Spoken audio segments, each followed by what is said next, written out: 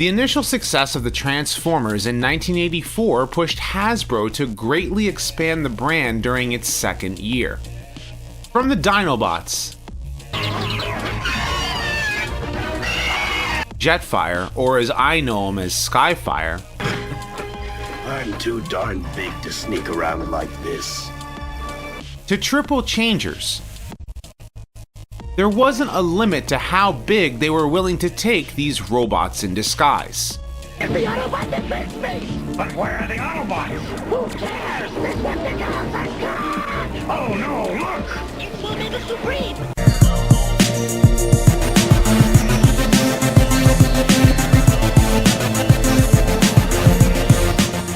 Like the Astro Magnum toy, who was licensed by Hasbro from Toyco as Shockwave, the Super Change Robo Mechabot 1, which was made by a small company known as Toybox, was also brought into the Transformers line as Omega Supreme. Transforming into a rocket base, this toy featured a motorized gimmick which allowed the tank to roll around the track.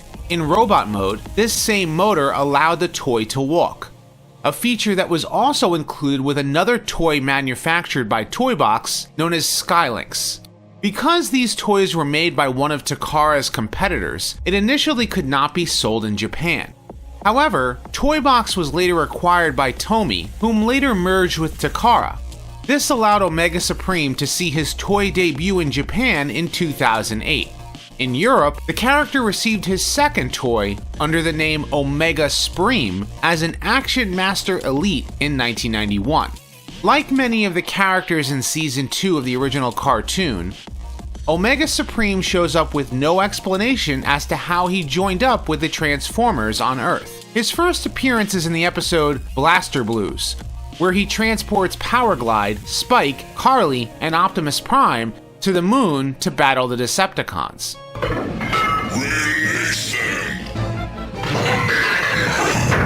His size and incredible strength proved to be more than a match for Astrotrain. To get around the fact that his toy is a glorified parts former, Omega Supreme can take off in rocket mode, leaving the rest of his base behind. When he lands on the moon, the rest of his parts appear thanks to the subspace storage pocket, allowing him to transform.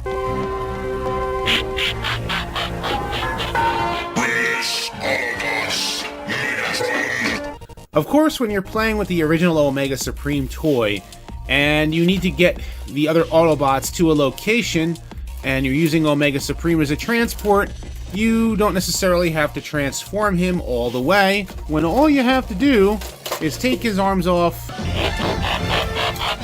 form rocket mode, allow him to fly to his destination, come back, Autobots disembark,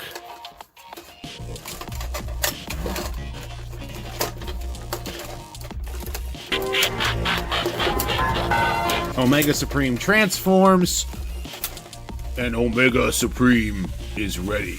For the rest of Season 2, Omega Supreme was used as a transport along with Cosmos, especially when the Autobots had missions in space. This was more prevalent thanks to the fact that Skyfire could no longer be used in the show. His size allowed him to face off against Devastator, and he also helped Superion battle Menasor during their first encounter. An origin for the character, however, was later given in the episode The Secret of Omega Supreme. It's revealed that Omega was one of the Guardian robots on Cybertron, and his duty was to protect Crystal City. This beautiful city was built and maintained by the Constructicons, who were friends with Omega Supreme.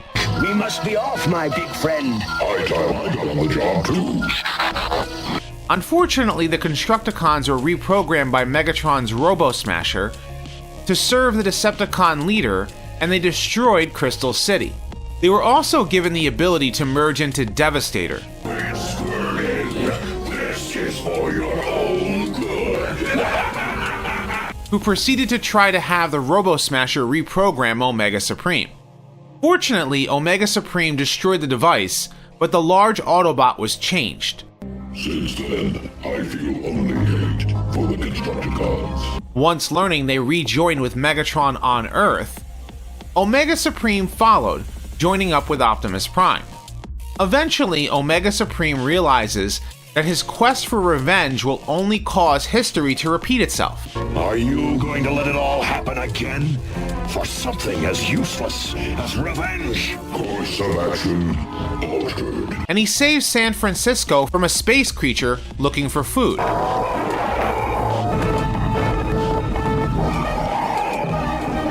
While Omega Supreme did not appear in Transformers the movie, the IDW movie adaptation added a scene where Omega Supreme, Defensor, and Superion defended the Ark from Menasor and Bruticus. By the time of Season 3, Skylynx became the Autobots' main transport, but Omega Supreme was still sent sporadically on space missions. In the big broadcast of 2006, he brought the Autobots to Junkion when the Quintessons were using subliminal messages to control the Junkions. There is nothing wrong with your television set. We are controlling transmission.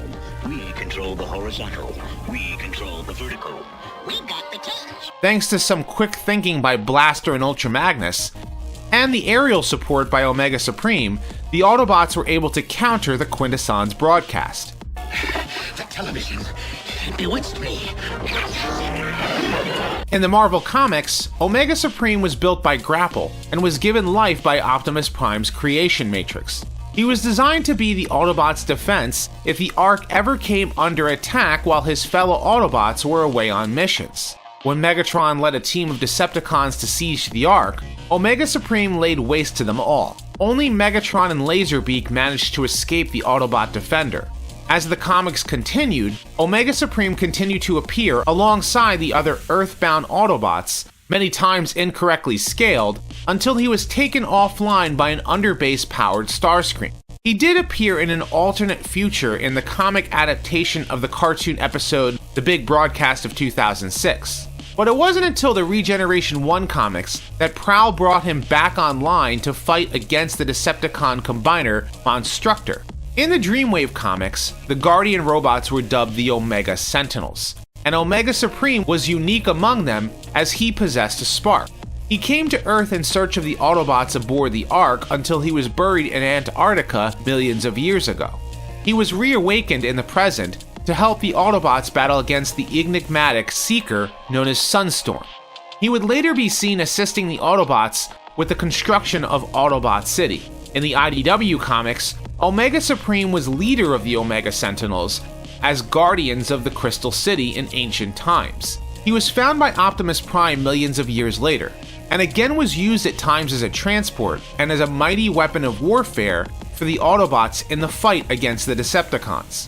After the war ended, a massive explosion left him comatose for quite some time. When Unicron attacked Caminus, Bumblebee sought out Omega Supreme using Soundwave's telepathy to gain knowledge on how to defeat the Chaos Bringer. With the last ounce of his strength, Omega Supreme imparted his knowledge of his past onto Bumblebee before giving up his spark. In Transformers Energon, Omega Supreme was an ancient guardian over a large supply of Energon before being reactivated by Dr. Brian Jones. Rejoining the Autobots,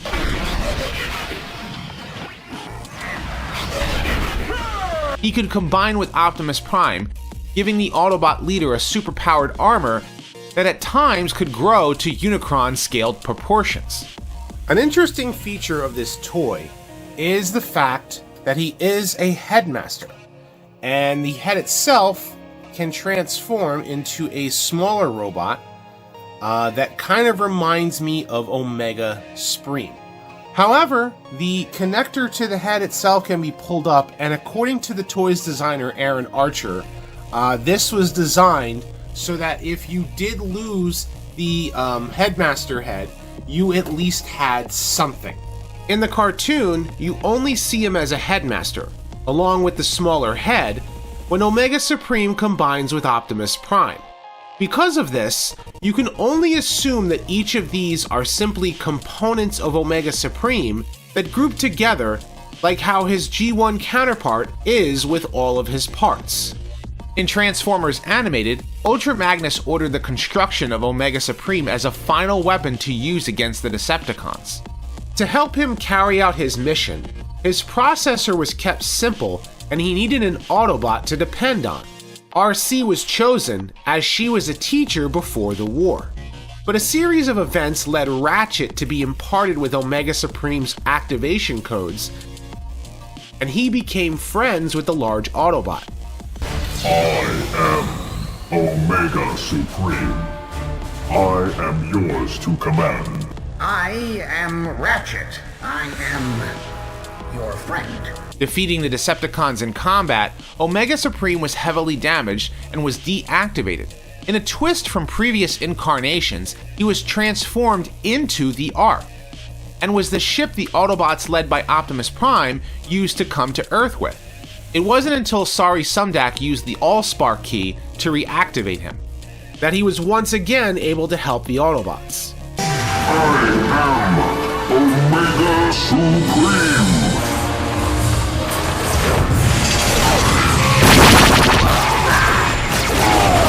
After being captured by the Decepticons, Omega Supreme was cloned into a trio of Lugnut Supremes, which Megatron sent to destroy the Autobots on Earth.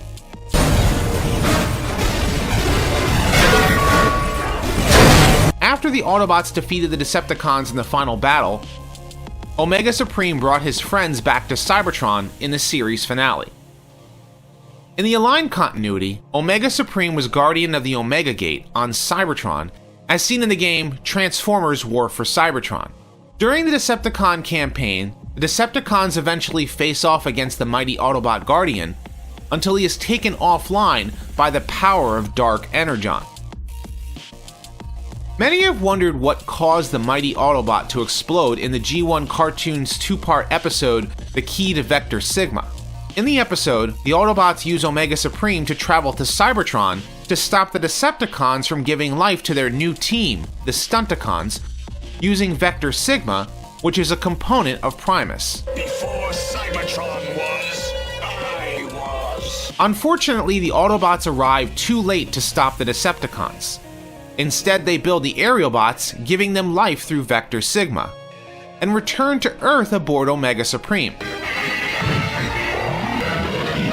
Upon arriving, Omega Supreme orders them to disembark before he explodes. Optimus Prime, evacuation necessary. Omega Supreme, what's that? As close together. Ratchet and Sparkplug do everything they can to keep him alive long enough to put his body back together, while the Aerialbots face off against the Stunticons. In the dialogue script of the episode were lines that called for Omega Supreme to face off against Shockwave, while the rest of the Autobots chase Megatron to the core of Cybertron. A remnant of this plot point was in the finished episode. Now all we gotta do is hope that Shockwave didn't get the better of Omega Supreme. While Ratchet and Sparkplug are rebuilding Omega Supreme, the Aerialbots notice that Sparkplug continues to work even after Ratchet needs to take a break. In the dialogue script, Silverbolt asks what caused him to explode.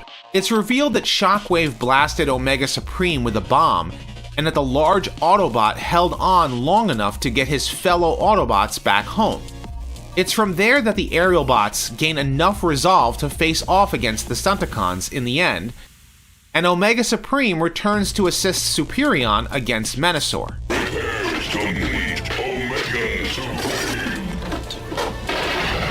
When his original toy was released in Japan, an eHobby exclusive recolor was released as an Omega Sentinel, clearly referencing the Guardian robots of the cartoon.